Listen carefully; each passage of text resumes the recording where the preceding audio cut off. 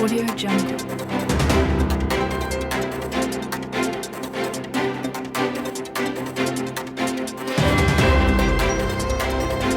Audio Jungle.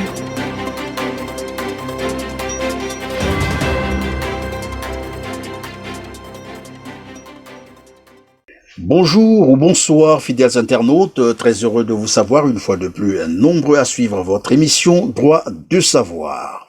Le sort du Congo-Brazzaville désormais suspendu sur la décision de la Cour constitutionnelle qui devra statuer sur l'annulation ou la validation des résultats provisoires du premier tour de l'élection présidentielle au Congo-Brazzaville qui s'est déroulée les 17 et le 21 mars dernier. Élection dont le processus a connu un événement tout à fait malheureux, le décès d'un des candidats à la course présidentielle, Guy Brice Parfait Kolela, un décès qui devrait normalement entraîner l'application de l'article 70, mais aussi les résultats provisoires précipitamment rendus publics par le ministère de l'Intérieur qui ne semblerait pas refléter la réalité dans les urnes. C'est ainsi que nous recevons aujourd'hui sur notre plateau Monsieur Modeste Boukadia, président du CDRC, pour une analyse de la situation politique actuelle au Congo-Brazzaville. Bonjour Monsieur Modeste Boukadia. Bonjour Monsieur Perrin. Je suis heureux de vous revoir. Merci d'avoir accepté une fois de plus notre invitation. Je vous suggère de suivre avec moi cet extrait de la déclaration de l'UDH Yuki sur le scrutin, bien sûr, les 17 et 21 mars dernier, avant de continuer notre émission. Avec plaisir. Dans le cas des scrutins des 17 et 21 mars 2021, il a été constaté la violation des dispositions de l'article 99 nouveau de la loi électorale par tous les moyens, notamment la chasse quasi systématique, sans ménagement des délégués de l'opposition, des bureaux de vote, surtout à l'intérieur du pays, la rétention des fiches jaunes, formulaires de transcription et de publication des résultats, le non-dépouillement du vote des agents de la force publique le même jour du scrutin, l'émission des autorités politico-administratives dans le déroulement des scrutins, l'arrestation et le placement dans les postes de police de certains des délégués qui s'étaient opposés au bourrage des urnes, le bourrage des urnes, le non-affichage des listes électorales et des résultats des scrutins devant les bureaux de vote, l'existence des bureaux de vote fictifs dans les domiciles privés, la publication précipitée des résultats provisoires par le ministre de l'Intérieur et de la décentralisation. L'objectif machiavélique étant de priver le ou les candidats de l'opposition des preuves légales des résultats sortis des urnes. La violation de l'article 99 a ouvert ainsi la voie à toutes les manipulations des résultats d'élection depuis les bureaux de vote jusqu'aux commissions locales d'organisation des élections. Les scrutins des 17 et 21 mars 2021 n'ont été de plus qu'un hold-up électoral sur fond d'une grande mascarade, comme en témoignent plusieurs cas de fraude et autres irrégularités et dysfonctionnements énumérés dans la déclaration du bureau politique de l'Union des démocrates humanistes Yuki du 29 mars 2021. Alors voilà, Monsieur Modeste Boukadia, des irrégularités flagrantes jusqu'à l'arrestation même des délégués de certains candidats, confiscation des fiches jaunes, non-affichage des résultats, comme l'exige d'ailleurs la loi, mais encore le scrutin du 17, c'est-à-dire le vote spécial de la force publique n'avait pas été dépouillé en public. Quelle analyse globale faites-vous de de ce premier tour de l'élection présidentielle qui vient d'avoir lieu au Congo-Brazzaville? Il n'y a que les naïfs qui s'attendaient à autre chose que celle-là. C'est pour ça que nous avons dit dès le départ que nous avons demandé à la population d'appliquer, de se saisir du droit fondamental de la désobéissance civile.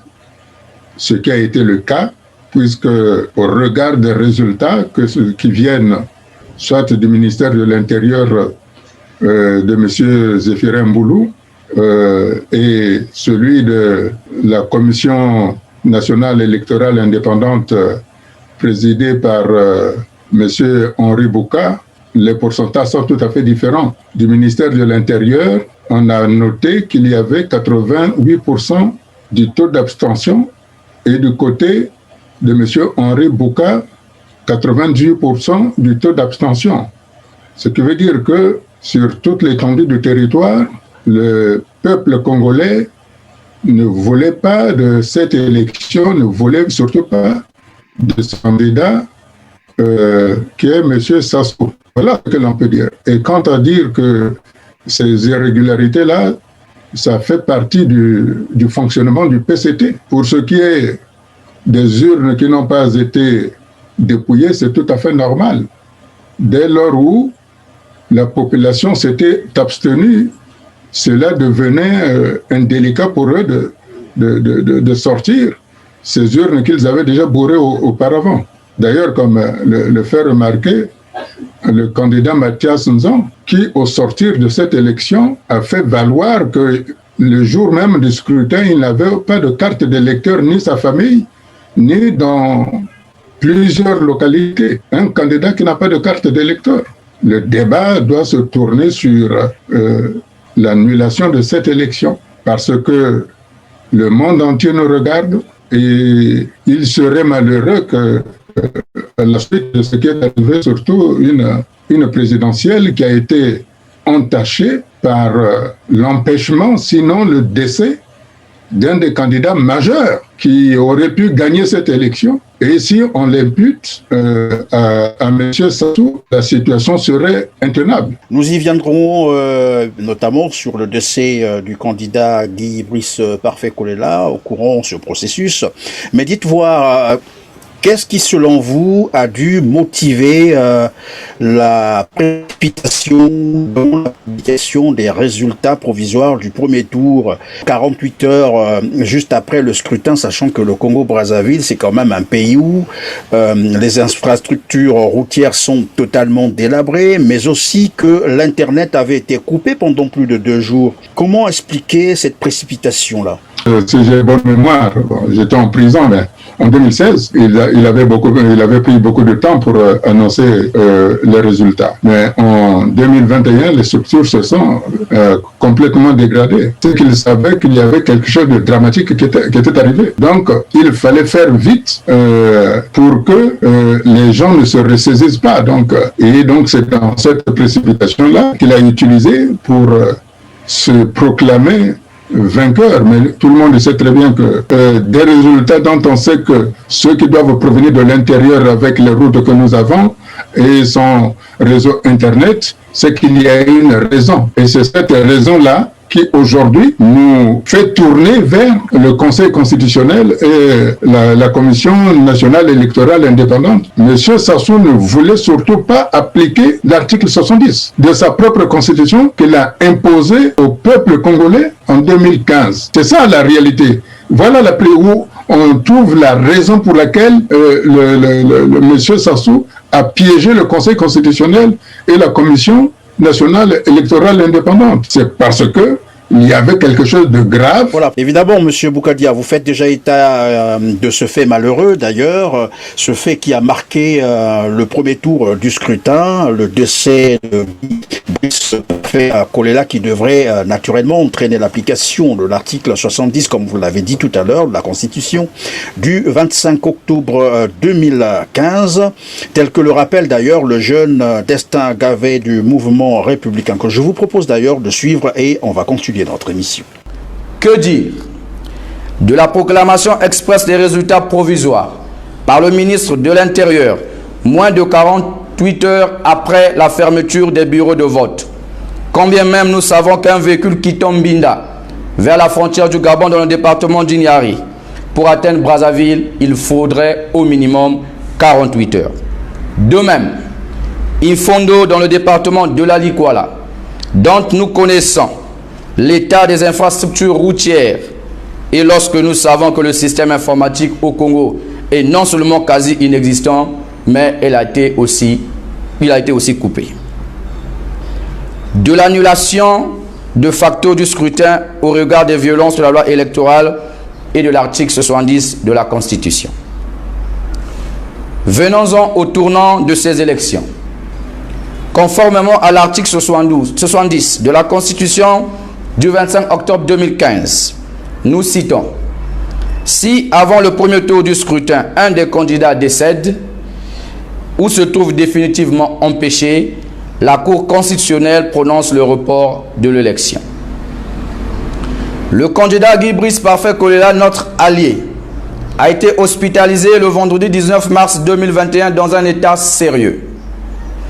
Un empêchement acté au regard de son absence lors du dernier meeting à l'esplanade du stade de Marchand, finalement co-animé par le président Destin Gavé, le président Jean-Jacques Sergio Miopango et le porte-parole du candidat Lucrèce Nguedi. Cet empêchement a pris un caractère définitif lorsque le candidat n'a pas pu exercer son droit de vote le dimanche 21 mars 2021. Parlons du premier tour du scrutin présidentiel.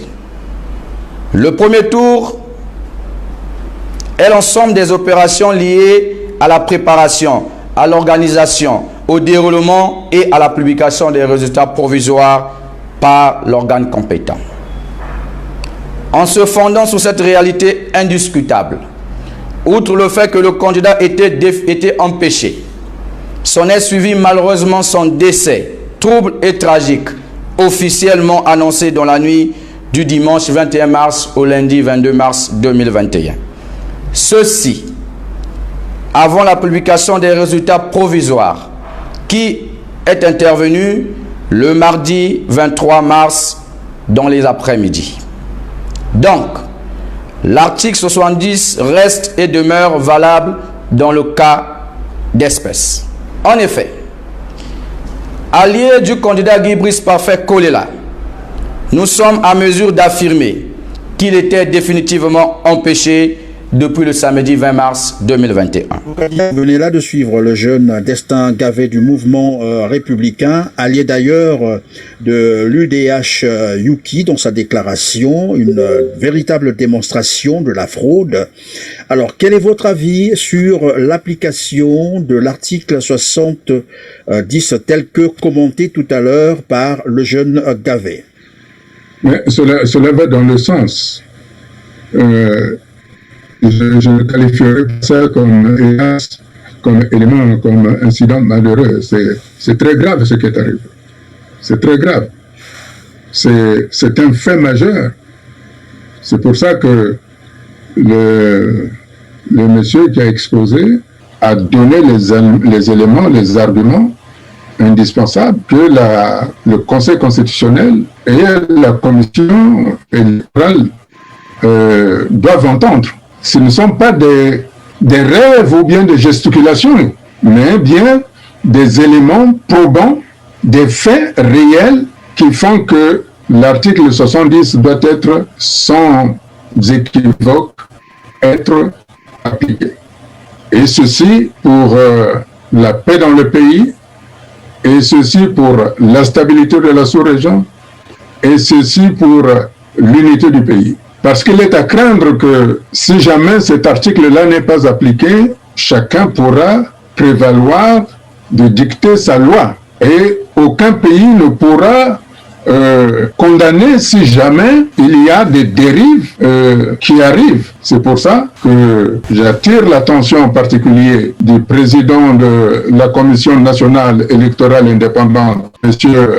Henri Bouka, qui est donc l'oncle de M. Sassou, de ne pas voir la relation familiale, d'autant plus qu'il est le président de la Cour suprême qui doit regarder les recours. Ces questions-là, nous les avons déjà évoquées avant le scrutin. Et aujourd'hui, M.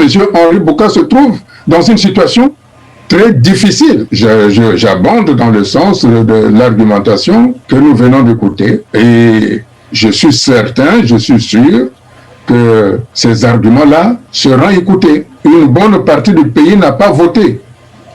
Et cette bonne partie-là pourra ne pas reconnaître cette élection et notamment la décision du Conseil constitutionnel si jamais le Conseil constitutionnel ne lisait pas le droit. Là, il ne s'agit pas d'interpréter le droit. Il s'agit de lire mot à mot ce que dit l'article 70. Il dit ceci, que pendant le premier tour, si un des candidats est empêché ou décède, la Cour suprême annule l'élection. Et donc, nous attendons l'annulation de cette élection. Il n'y a pas de honte. Et je redis très bien, M. Henri Bouka doit cesser la relation familiale. Il est le président de la Commission nationale électorale indépendante et président de la Cour suprême. Il a deux casquettes. Et donc, la stabilité et l'unité du pays sont sur les épaules de M. Henri Bouka et du président du Conseil constitutionnel, M. Auguste Iloki. Ce sont ceux-là qui vont nous déterminer demain si nous devons vivre dans la tranquillité ou s'il va y avoir des secousses. Revenons sur le décès du candidat Guy Brice Parfait Kolela. C'est vrai que dès le départ, il a commencé à avoir un petit débat sur le jour de son décès d'ailleurs, puisque officiellement on nous dit que c'est le 22 qu'il est décédé. En réalité, mais il nous a été rapporté finalement qu'il serait décédé d'empoisonnement bien avant le jour même du scrutin, donc le 20 mars 2021, et que son corps, c'est les informations que nous avons reçues, son corps avait été transporté à Oyo avant d'être évacué vers la France, où il sera déclaré 5 minutes avant l'atterrissage, selon les premières informations, bien entendu, qu'il serait décédé de la Covid-19. Alors, quelle interprétation faites-vous de ces éléments d'information lorsque vous les recoupez? Écoutez, M. Perrin, il faut comprendre que nous ne sommes plus à l'ère du monopartisme soviétique. Aujourd'hui, avec les réseaux sociaux, tout se sait à la seconde. Nous savons très bien que M. Parfait Kolela commençait à souffrir depuis son déplacement à Dolisie. Puis, à Pointe-Noire, ça s'est empiré puisqu'il a précipité son retour sur Brazzaville. Et que même à Brazzaville, lorsque son partenaire, M. Jean-Jacques Yombi, l'a fait venir au Wando pour un meeting, il avait refusé d'y aller parce qu'il était très mal. Son partenaire avait beaucoup insisté. Et puis finalement, il s'est déplacé. Et quand il est arrivé là-bas, c'est un médecin qui l'a ramené d'urgence pour être hospitalisé dans une des cliniques les plus performantes du Congo, c'est-à-dire la clinique Securex. Il n'y a pas mieux au Congo. La question qui se pose, pourquoi ce candidat qui était hospitalisé à la clinique la plus performante, subitement a été déplacé vers le CHU, où tout le monde sait très bien qu'il n'y a aucune structure qui ne fonctionne là-bas. Je crois qu'à partir de là, nous commençons à réfléchir sérieusement de ce qui est arrivé. La question aujourd'hui est de savoir, quoi qu'il en soit, quelle que soit la raison que l'on veut avancer, la vérité doit éclater. Je vois mal que, d'après toujours les renseignements qui sont à notre disposition, l'avion de M. Parfait Kolela aurait transité dans certains pays avant d'arriver en France. On n'a jamais vu un avion sanitaire qui fait autant d'escales. Maintenant, la vraie question que moi je me pose, que je pose aux responsables congolais, qui a déplacé M. Parfait Kolela de la clinique Securex pour l'amener au CHU de Brazzaville et pour quelle raison? Est-ce que c'est le fait qu'à la clinique Securex, il n'y a pas de chambre froide, qu'il fallait donc maintenir M. Kolela dans une situation qui permette de le maintenir au frais? Voilà c'est les questions qui se posent. D'ailleurs, aujourd'hui, je crois qu'il y a beaucoup de membres, des députés de la Commission des Affaires étrangères au Parlement français, qui ont écrit au président français de faire la lumière sur le décès de M. Parfait Kolela. Ils ont demandé, ils ont évoqué la thèse de l'empoisonnement. Si des députés émettent un doute en évoquant que que le parquet de Bobigny a ouvert une enquête criminelle. Quand on dit une enquête criminelle, c'est qu'il y a des présomptions qu'il y aurait crime. Je n'ai pas entendu qu'avec le décès par Covid, il y a des enquêtes criminelles. Quand il y a des enquêtes criminelles, c'est qu'il y a des faisceaux d'éléments qui concourent vers l'action délibérée d'éliminer quelqu'un. D'ailleurs, M. Perrin, tout le monde a suivi ce que M. Firmin Ayessa a dit à Owando, se bombant la poitrine, que bon, on va voir ce qu'on va voir, on va vous faire boire de l'eau par les narines.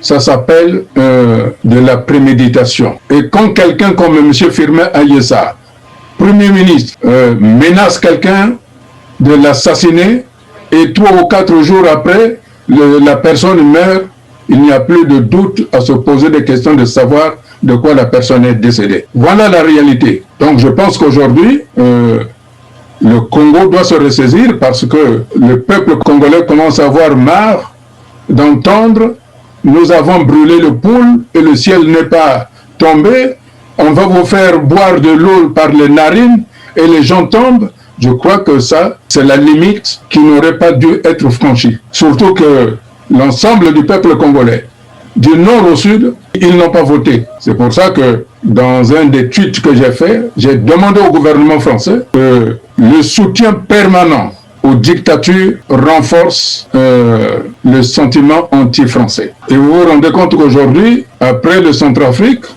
le Mali est en train de glisser vers la Russie. La France, notamment au ministère des Affaires étrangères, ils doivent analyser la situation du Congo-Brazzaville. Nous devons savoir, et dans notre culture Congo, quand un enfant meurt ou quand un enfant est malade, c'est le côté paternel qui doit tout faire pour qu'on connaisse la vérité, pourquoi l'enfant est mort. Je demande solennellement à la France de diligenter une enquête pour que nous sachions exactement de quoi le candidat Guy Brice Parfait Kolela est-il mort.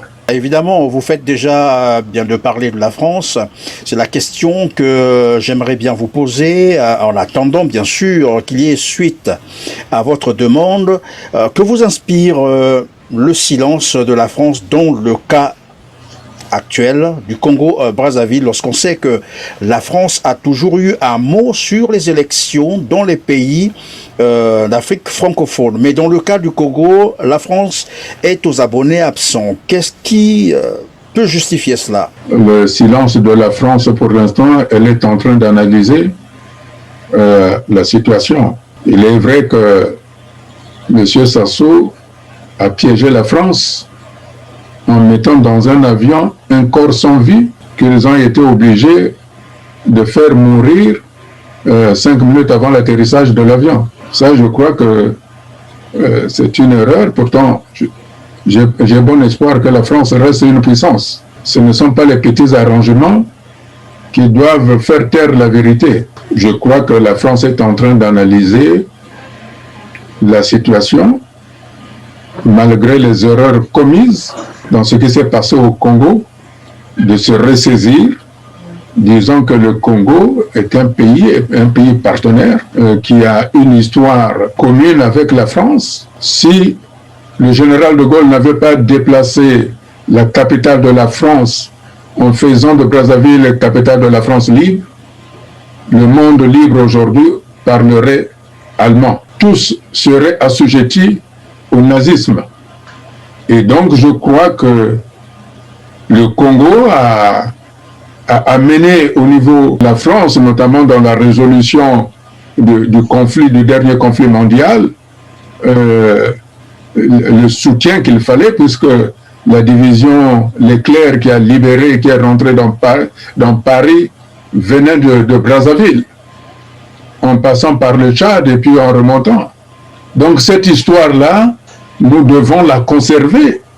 Nous ne devons pas la passer sous trappe, sur des petits arrangements.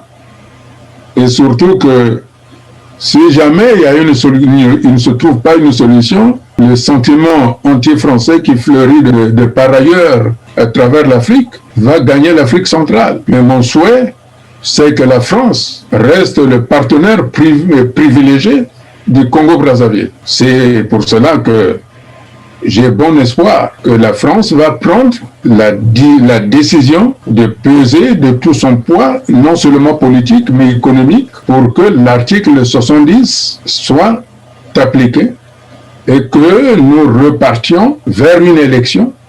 Mais d'ores et déjà, je peux vous dire que, vu la situation dans laquelle on se trouve, avec les résultats provisoires, M. Sassou n'est plus président. Il ne faut pas l'oublier. Il y a vacances de pouvoir au Congo aujourd'hui. Nous rentrons ipso facto dans une période de transition. C'est ça ce qui se joue aujourd'hui. C'est la raison pour laquelle les résultats provisoires restent provisoires pour l'instant, parce qu'il faut trouver une solution politique. Et je profite de cette occasion-là pour lancer à l'ensemble de la politique que nous créons un front uni pour la renaissance du Congo, pour que nous regardions tous vers la même direction, la direction d'un nouveau Congo. Je crois que nous devons saisir cette occasion-là pour que la mort de M. Guy Brice Parfait Kolela ne soit pas une mort pour rien. C'est l'occasion de s'asseoir pour que nous voyions la situation politique en général et que nous sortions tous les prisonniers politiques et que tous les contentieux politiques soient résolus. Parce qu'il ne faut pas oublier, même ceux qui sont allés voter, au-delà de la désobéissance civile, ils ont élu M. Brice Parfait Kolela. Les militants de l'UDH, vous pensez qu'ils vont lâcher cette victoire-là? Même si M. Parfait Kolela n'est plus là, ils ont le droit de conserver leur pouvoir. Qu'est-ce qui nous dit que demain ils ne vont pas sortir dans la rue? Moi je pense que nous devons sauver l'unité du pays, mais le peuple congolais doit se saisir de cette situation pour ne pas lâcher cette victoire-là acquise par M. Brice Parfait Kolela. Nous devons préserver l'unité du Congo. La responsabilité de M. Henri Bouka et de M. Auguste Iloki, respectivement président de la Commission nationale électorale indépendante et président de la Cour suprême et président du Conseil constitutionnel, qu'ils ont la responsabilité de nous amener vers un vivre ensemble ou alors d'un vivre autrement. Parce que si cette élection est validée, il est à craindre que le Congo va aller vers d'autres perspectives et ni la France ni l'Union africaine, à ce moment-là, ne pourront dire que nous ne savions pas. Donc l'appel que je lance, elle vaut également pour l'Union africaine, pour l'Union européenne qui est un grand contributeur dans la vie économique du Congo, et en même temps c'est un appel que je lance aux démocrates et aux républicains états-unisiens, et en même temps à l'ONU. La dernière fois j'avais dit que le délégué des Nations Unies, M. François Lucénifal, avait conseillé M. Sassou d'arrêter le processus. Donc je compte sur M. Fall d'être objectif, parce que vous savez, tout est mis en place. Il suffit seulement d'une allumette. Toutes les mèches sont là.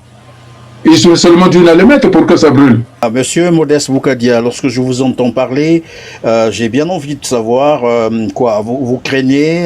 Est-ce qu'on peut craindre que le Congo face à tout ce qui se passe aujourd'hui, si on y prend garde, pourra basculer vers un état de non-droit, c'est cela? Bien entendu. Bien entendu. Imaginez qu'aujourd'hui, le Conseil constitutionnel valide l'élection de M. Sassou. Vous pensez que 98% des Congolais qui se sont abstenus d'aller voter vont encore respecter les lois, les décrets, les arrêtés que ce pouvoir-là va produire? N'importe qui, n'importe quel aventurier pourra prendre la décision. C'est pour ça que, avant que le Conseil constitutionnel ne se prononce, nous avons tous entendu ceux qui ont mis en exergue les irrégularités, ceux qui ont mis en exergue les arguments. Nous avons entendu les leaders, les responsables candidats comme Mathias Nzon qui ont mis en évidence beaucoup de manquements. Et je pense aussi qu'il y a beaucoup de recours. Et je suis sûr et je pense que tous ces éléments-là vont concourir si jamais ils mettent l'accent familial en avant. Il est à craindre que le Congo que l'on connaît aujourd'hui ne soit plus le Congo de demain.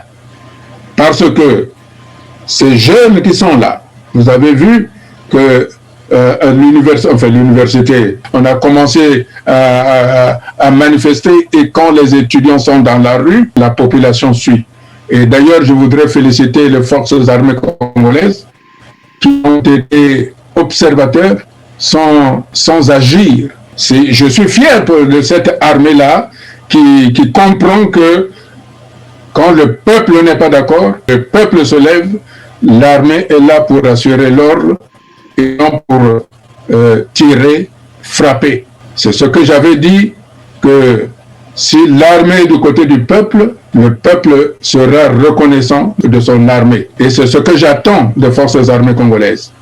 Donc je dis ceci, nous devons calmer le jeu. Nous devons nous asseoir, on oublie l'élection qui n'a pas marché, on s'assied, on met en place une période de transition qui va régler la future élection présidentielle. Des contestations figurent également, vous l'avez d'ailleurs déjà rappelé, le candidat Mathias Sanzon qui lui rejette en bloc les résultats provisoires de cette élection, notamment du premier tour, que je vous propose d'abord de suivre et on revient sur notre plateau. À l'audition des résultats provisoires de l'élection présidentielle, scrutin du 21 mars 2021, proclamé avant d'avoir réuni tous les résultats sur l'ensemble des territoires nationaux, j'ai ri à gorge déployée. Car, pour moi, il s'agissait d'une plaisanterie de mauvais goût. Vous vous étonnerez sans doute lorsque je vous dirai que je ne suis pas surpris par les annonces du ministre de l'Intérieur, parce que j'avais été informé depuis plusieurs semaines. Les pseudo-résultats communiqués par le ministre de l'Intérieur sont faux sur toute la ligne. Ils sont inventés de toutes pièces par la machine à tricher de l'État précité. Ils ne reflètent aucunement la réalité dans les urnes. Ils sont la résultante d'un montage grossier à la suite d'un bourrage massif des urnes et d'une falsification outrancière des vrais résultats sortis des urnes. Le dépouillement des votes a été fait à huis clos, en l'absence des représentants des candidats Mathias et ceux qui brisent parfait choléra, ainsi que des observateurs nationaux indépendants et des observateurs internationaux. En conséquence, je ne reconnais pas ces faux résultats et les rejette catégoriquement. Voilà, alors face donc à toute cette démonstration de fraude, face à toutes ces réalités, il ressort que la constitution congolaise du 25, je reviens là-dessus, du 25 octobre 2015, mais aussi la loi électorale, bien que modifiée, ont beaucoup souffert, c'est-à-dire ont été largement violées pendant ce processus électoral. Si jamais la Cour constitutionnelle validait les résultats, parce que de toute façon, comment fonctionne le droit au Congo, comment fonctionne la justice, et nous sommes face à une Cour constitutionnelle dont les membres ont été nommés par Denis Sassou Nguesso. Il faut tenir compte de cet aspect.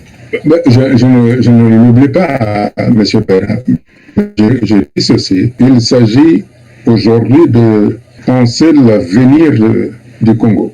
Devons-nous continuer de vivre ensemble ou devons-nous vivre autrement? C'est la grande question qui se pose aujourd'hui. Vous savez, il y a des limites que les gens n'acceptent pas parce que quel est ce pays-là où certains disposent de la vie des autres quand pour des différences d'opinion, certains le payent de leur vie, c'est le cas de M. Parfait Kolela.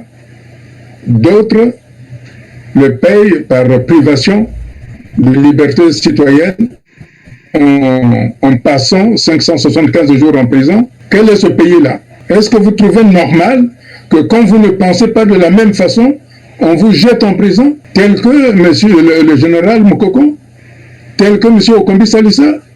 Quand vous ne pensez pas de la même façon, on a arrêté, il y a des prêtres, il y a des journalistes qui sont en prison, et il y a le collaborateur de M. Joe Ebina qui est en prison. Parce que vous ne pensez pas la même chose. Un pays comme ça peut perdurer. Vous savez, même dans des pays de dictature, il y a une limite qu'on ne peut pas franchir. Aujourd'hui, avec la mort de M.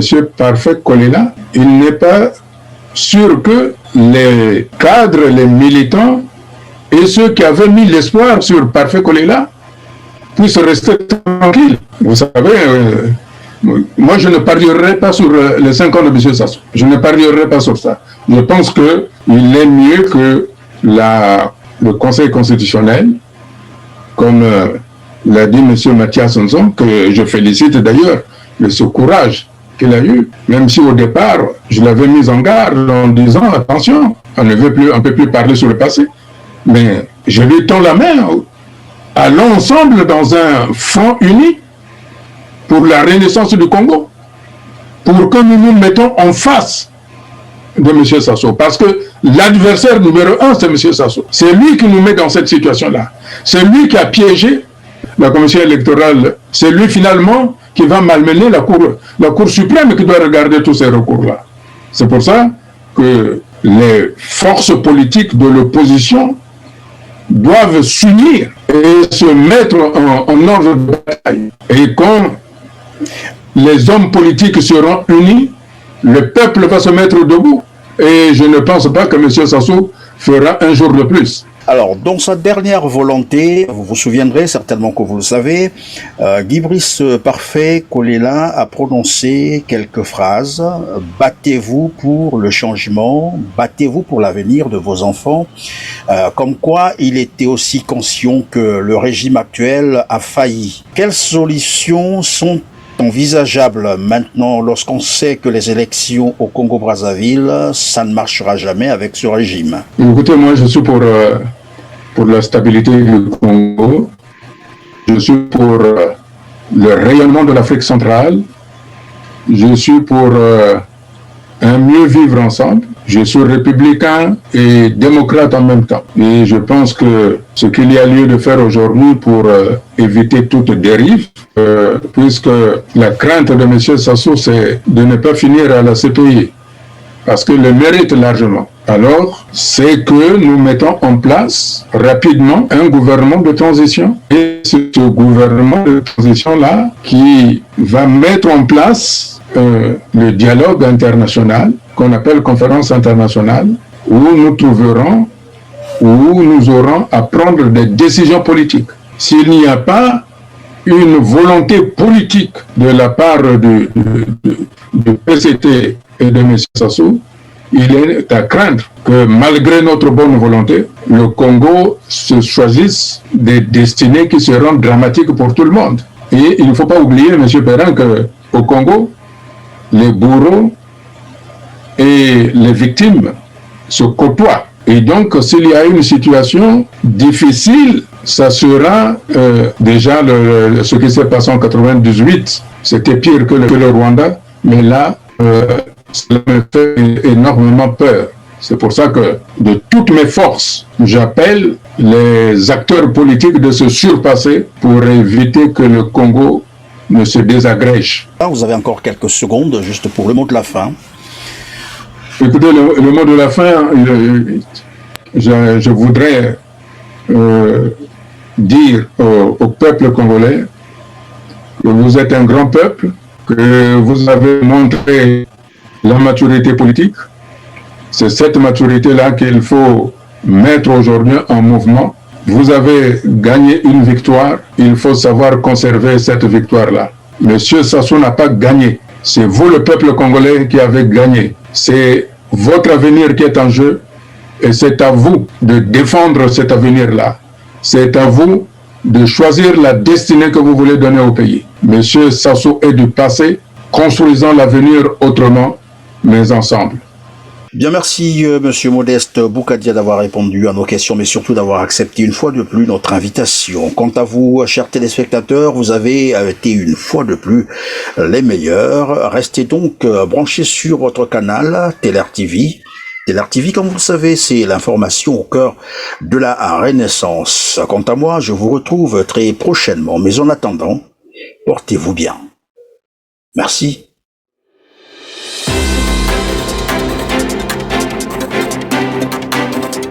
Audio Jungle.